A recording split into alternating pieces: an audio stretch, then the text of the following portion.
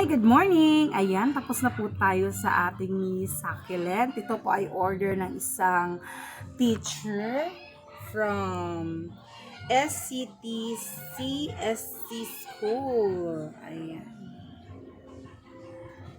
So, ito yung pots na in-order niya for ang gusto niya na ganito yung design, ganito yung style ng pot.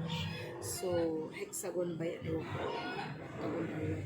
And then, ito naman yung naka-basket, 10 pieces. So, all in all, meron siyang 14 pieces order na mini succulent for souvenir and giveaways to the teacher for Teacher's Day. And ang halaga nito is 60 pesos each supposed to be. Pero dahil marami siyang order at para makaulit si Madam, binigyan ko siya ng discount. So, 50 pesos na lang siya each.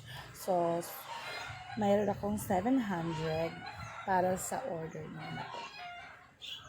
Thank you, Lord, for the blessing. Nawa magtuloy-tuloy at makaipon tayo ng pambiling natin ng new motorcycle. Ayan.